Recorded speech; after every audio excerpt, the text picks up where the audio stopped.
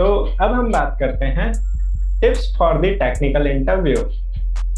Okay, तो अच्छा, tips for the technical interview के पहले तो एक इंटरव्यू टाइप्स के बारे में ही डिस्कस कर लेते हैं कि जब हम इस प्रोसेस में घुसते हैं जॉब एप्लीकेशन के लिए, तो हमको कौन कौन से टाइप के इंटरव्यू फेस करने पड़ते हैं। तो जरूरी नहीं है, लेकिन इस तरह के टेक्निकल इंटरव्यूज होते हैं हमारे पास, like basic math and reasoning.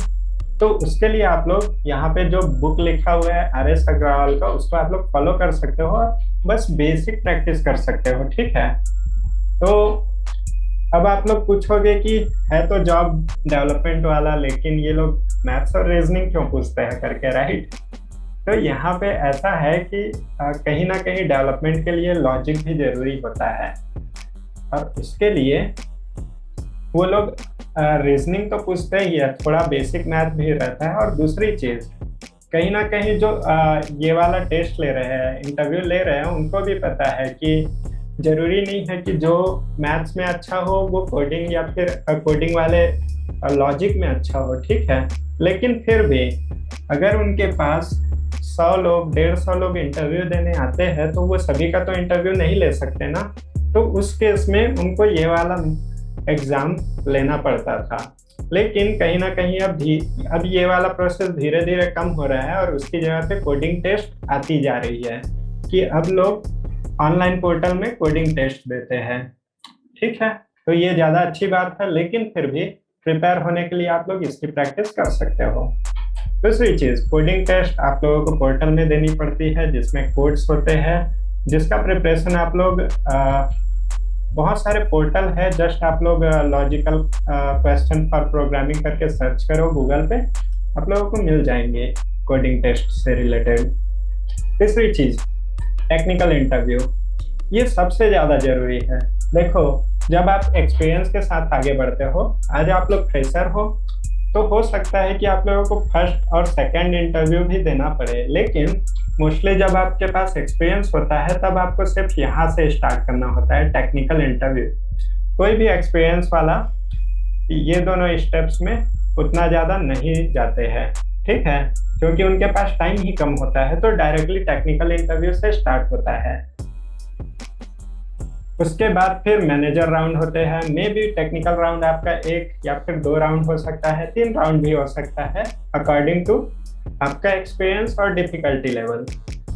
उसके बाद फिर मैनेजर राउंड होता है। मैनेजर राउंड में मोस्टली वो टेक्निकल चीज़ें चेक नहीं करते हैं, वो ये चेक करते हैं कि आपका प्रॉब्लम सॉल्विंग अप्रोच कैसा है, आप अच्छे से प्रॉब्लम सॉल्व कर पाते हैं कि नहीं, आप टीम के साथ कैसा बिहेवियर रखते हैं, एंड आपका जो आगे का गोल है वो कैसा है करके। ठीक है, क्योंकि एक मैनेजर मोस्टली एक प्रोजेक्ट को मैनेज करता है, अपने टीम को मैनेज करता है, तो वो समझना चाहता है कि मैं किस टाइप के बंदे के साथ काम करने वाला हूँ। Okay, and fifth one is HR round. तो जो भी पर्सन टेक्निकल राउंड क्लियर कर लेता है, उनको बस थोड़ा अच्छा बिहेवियर रखना है। Manager round and HR round clear होगा ही होगा ऑटोमेटिकली। बस आप अपने गुड वन वाले गुण को फिट करते रहो, वो दोनों राउंड आपका ऑटोमेटिकली क्लियर होते चला जाएगा। HR राउंड कैसा होता है, उसमें बस आपसे ये पूछा जाता है कि आपको ज्वाइनिंग कब करनी है, अपने कंपनीज के बारे में वो लोग एक्सप्लेन करते हैं, फिर एक्सप्लेन करते हैं कि वो किस तरह की सैलरी स्ट्रक्चर आपको ऑफर करना चाहते हैं। ठीक है, तो और स्टार्टिंग आपके लिए सैलरी स्ट्रक्चर कुछ भी काम कर सकता है। ठीक है, जरूरी ये है कि आपको अच्छी जगह से एक्सपीरियंस मिले, लेकिन जब आप एक्सपीरियंस हो जाते हैं, काफ़ी सारी चीज़ें सीख जाते हैं, उसके बाद फिर आपको अच्छी जगह जॉब ढूंढनी है, और अपने सैलरी के लिए थोड़ा सा HR से लड़ना भी पड़ सकता है। ओके, तो अब यहाँ पे मैं आप लोगों को काम क्लियर करता हूँ। ठीक है, कि आप एज अ फ्रेशर अब थोड़ी देर के लिए मत सुनो, आप एज अ एक्सपीरियंस सुनो। ठीक है, थोड़ी देर के लिए ये सोचो कि आपके पास 2 साल 3 साल का एक्सपीरियंस है, और आप एक HR राउंड में बैठे हो जहाँ पे आप सैलरी के लिए डिस्कस कर रहे हो।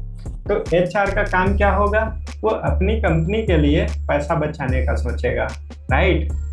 और वो यही सोचेगा कि आपने जितना एक्सपेक्टेशन रखा, जितना सैलरी का, उतना ना दूं, उससे कम दूं करके, राइट। और आपका यही रहेगा कि मेरा एक्सपेक्टेशन यहाँ पे फुलफिल हो जाए करके, ठीक है। तो इसमें ना सबसे ज्यादा मुसीबत में होता है एचआर, क्योंकि ऐसा पर्सन जिसको टेक्निकल इंटरव्यू, मैनेजर राउंड, ये सारी चीजें क्वालिफाई हो चुकी है, ठीक है, ये सारा आपने क्वालिफाई कर लिया है, तो फिर एचआर तो कोई भी नहीं होता है ना, जो कि आप ओके ओके ओके। सो हम डिस्कस कर रहे थे मैनेजर राउंड के बारे में, उसके बाद फिर एचआर राउंड के बारे में। तो एचआर राउंड की सबसे खास बात यही है कि एचआर आपकी सैलरी कम कराने की कोशिश करेगा, बट वो एक्चुअल में सिर्फ कम कराने की कोशिश कर सकता है, वो आपका ऑफर डिनाई नहीं कर सकता। इसलिए अगर आप अपने एक्सपेक्टेशन में अड़े रहोगे तो वो कम करेगा ही नहीं, उनको मानना ही पड़ेगा, ठीक है। तो एज ए एक्सपीरियंस्ड आपको यही करना है कि अपने एक्सपेक्टेशन को कभी भी कम मत करो एचआर राउंड में, ठीक है। एचआर बहुत सारे बहाने बनाएगा, वो बोलेगा कि हमारा कंपनी इतना ज़्यादा नहीं देता है किसी को हाइक, बट फिर भी वहाँ पे अड़े रहो, उनको मानना ही पड़ेगा, क्योंकि आपने टेक्निकल इंटरव्यूज पास किया है, ओके। तो ये एक ऐसा चीज़ है जिसमें लोग जाकर के फंसते हैं और उनको अच्छी सैलरी हाइक नहीं मिलती है, ठीक है। तो ये चीज़ आपको हमेशा ध्यान रखनी है। अभी तक सारी चीजें क्लियर है आप सभी लोगों को, या फिर कोई भी डाउट है अभी तक?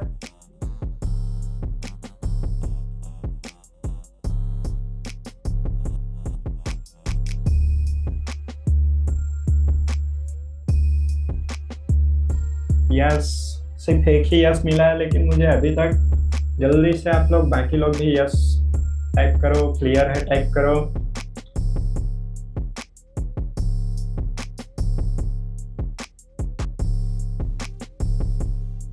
Okay good. तो इस तरह से इंटरव्यू प्रोसेस होगा। अब हम बात करते हैं कंप्लीट इंटरव्यू स्ट्रक्चर की, और उसमें क्या क्या से टिप्स है मेरे तरफ से। तो पहली चीज, हर एक इंटरव्यू में यही पूछा जाता है कि अपने आप को इंट्रोड्यूस करो, ये सबसे पहला क्वेश्चन होता है, क्योंकि जो इंटरव्यूअर है वो आपको जानना चाहता है, आपको समझना चाहता है कि आप किस टाइप के पर्सन हो, आप किस टाइप की नॉलेज रखते हो, किस टाइप का आपका स्किल है, ओके। तो उनको ये मत बताओ कि आपने कौन सा कोर्स किया है, आपने कितने मार्क्स लाया है, किसमें टॉप किया है। उनको अपनी टेक्निकल जर्नी बताओ कि आपने कौन कौन सी टेक्नोलॉजी सीखी है, अपने दम पे सीखी है, आपने प्रोजेक्ट्स किए हैं बहुत सारे, ओके। तो आप जितना ज़्यादा प्रोजेक्ट्स के बारे में बताओगे ना, वो पहले ही क्वेश्चन में उतना ज़्यादा इंप्रेस होते चले जाएंगे, ओके। तो अपना खुद का जो इंट्रोडक्शन है वो अपने स्किल और प्रोजेक्ट के बेसिस पे दो, ना कि अपने लाइफ के बेसिस पे, ओके। तो ये है मेरा फर्स्ट टिप्स। सेकंड, एक्सलेंट, कोई भी क्वेश्चन आता है आपके पास, ओप्स कंसेप्ट से रिलेटेड हो या फिर कोई पर्टिकुलर फीचर के बारे में हो, लाइक आप लोगों ने जावा में पढ़ा होगा इंटरफेसेस, एब्स्ट्रैक्ट। तो एब्स्ट्रैक्ट का क्या यूज है, इस तरह से पूछ सकते हैं। इंटरफेस का क्या यूज है, इस तरह से पूछ सकते हैं, ठीक है। तो आपको क्या करना है, उसको खाली ये मत बताओ कि आपने कैसे एग्जांपल्स बनाए हैं, उसको रियल टाइम एग्जांपल दे करके बताओ, लाइफ से रिलेट करो कि एब्स्ट्रैक्शन क्या होता है, और रियल टाइम एग्जांपल से बताओ आपने जो प्रोजेक्ट्स किए हैं उसमें उसका सॉल्यूशन ढूंढो, कि अगर आप पॉलीमॉर्फिज्म इम्प्लीमेंट करते हो तो उसका रियल टाइम प्रोजेक्ट में क्या यूज हो सकता है, ओके। क्योंकि बेसिक सभी को पता है, डेफिनेशन सभी को पता है, लेकिन एक्चुअल में यूज वही जानता है जो उसका यूज प्रोजेक्ट में करता है, राइट। तो आपको क्या करना है, उसका यूज प्रोजेक्ट में कैसे किया जाए ये बताना है। तो आपको ऐसी पढ़ाई करनी है जिसमें हर एक फीचर के रियल टाइम यूज को समझना है प्रोजेक्ट से related, okay. Third one, don't know is normal.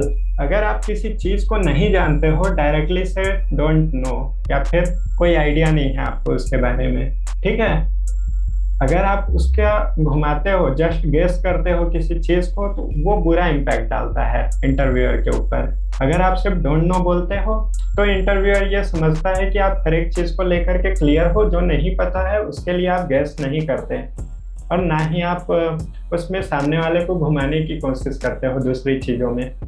आप बहुत क्लियर हो करके। Okay, so don't know is normal और ये बेटर है सामने वाले को घुमाने या फिर गैस करने से।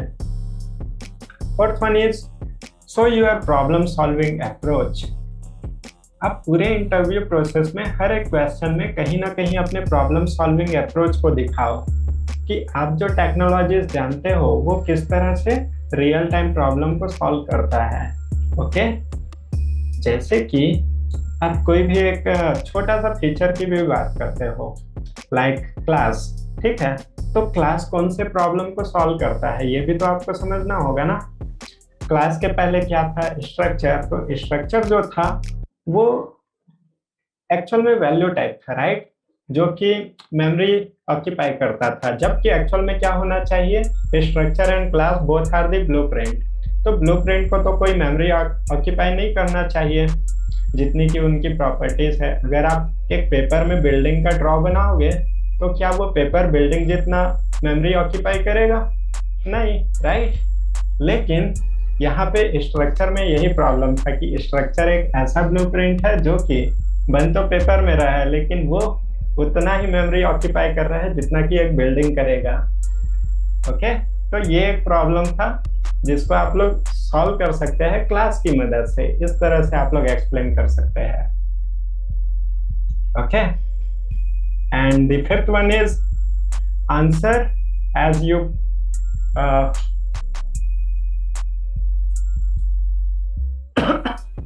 सॉरी। तो आपको आंसर कैसे करना है? अपने अंडरस्टैंडिंग एंड एक्सपीरियंस के बेसिस पे, ना कि पढ़ा हुआ रटा हुआ टाइप का। किसी भी आंसर को ऐसे एक्सप्लेन मत करो कि आप डेफिनेशन जस्ट पढ़ करके बोल रहे हो। उसको ऐसे एक्सप्लेन करो जैसे आपने उसको रियल टाइम में यूज किया है। ये कौन से प्रॉब्लम्स को सॉल्व करता है, आपको कैसे पता चला कि ये प्रॉब्लम सॉल्विंग चीज है करके। ठीक है, मतलब कि डेफिनेशन रटा हुआ नहीं होना चाहिए, आपको रियल टाइम यूज बताते हुए एक्सप्लेन करना है। और ये एक ऑसम फीचर है जिसपे हर एक इंटरव्यूअर एकदम मोहित हो जाता है, समझ लो, खुश हो जाता है कि आप इतना ज्यादा अच्छा एक्सप्लेन कर रहे हो। ओके, तो क्या ये सारे इंटरव्यू टिप्स आपके लिए हेल्पफुल है? क्योंकि बेसिकली लोग इन्हीं चीज़ों में गलती करते हैं। और सबसे ज़रूरी बात ये भी है कि लोग इंटरव्यू में डरते बहुत ज़्यादा है। तो अगर आपके पास प्रॉब्लम सॉल्विंग अप्रोच होगा ना, और आपको एक्चुअल में पता होगा कि इंटरव्यूअर क्या जानना चाहता है आपसे, राइट, तब आपको बिल्कुल भी डर नहीं लगेगा। ओके, तो अपना प्रिपरेशन इस तरह से करो, ना कि रटा हुआ। ओके, तो बेसिकली आपको वो बनना है जो कि आप अपना प्रोफाइल बनाना चाहते हैं या फिर जो इंटरव्यूअर है वो आपका प्रोफाइल देखना चाहते हैं। ओके, मैं बस आप लोगों को आपका फ्यूचर दिखा रहा हूँ कि आपको आगे की तैयारी कैसे करनी है। अपना एक प्रोफाइल डिसाइड करो कि आपको .NET डेवलपर, एंगुलर डेवलपर या फिर PHP वाले सेक्टर में, पाइथन वाले सेक्टर में कहीं भी जाना है तो उसका जस्ट naukri.com पे जॉब सर्च करो और उस पे जो कीवर्ड लिखे हुए हैं वो सारे कीवर्ड स्किल्स को पढ़ना स्टार्ट करो। ओके, जितना ज़्यादा आप लोग पढ़ते जाओगे, उनको सीखते जाओगे, आपको क्लियर होते जाएगा कि इस जॉब को क्लियर कैसे करना है करके। ओके, एंड दूसरी चीज़, जो भी प्रिपरेशन करोगे उसको रियल टाइम में करो, प्रोजेक्ट बनाते हुए करो, जिससे कि कोई भी आपको ये नहीं बोल पाएगा कि आपके पास रटा हुआ ज्ञान है। आप लोगों के पास रियल टाइम एक्सपीरियंस है, यही मानेंगे। ठीक है, तो यहाँ पे कहीं ना कहीं आपको जॉब ढूंढना बहुत ज़्यादा इजी हो जाता है। अच्छा, मेरा जो पहले क्वेश्चन था वही क्वेश्चन फिर से है कि अब कितने लोगों को लगता है कि finding a job is very hard और डिफिकल्ट और इट्स इजी?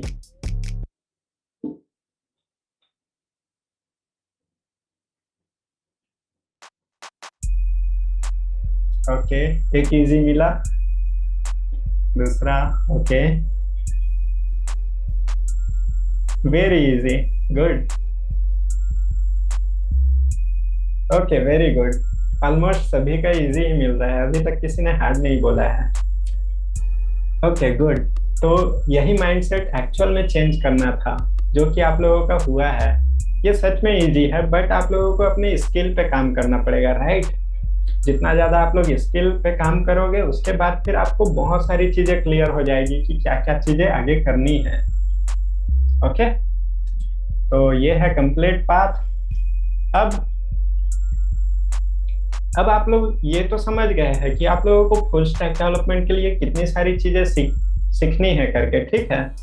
तो अब मैं आप लोगों से परमिशन चाहता हूँ कि मैं अपने फुल स्टैक डेवलपमेंट प्रोग्राम, जो ट्रेनिंग प्रोग्राम है, उसको इंट्रोड्यूस करूँ। क्या आप लोगों का परमिशन है?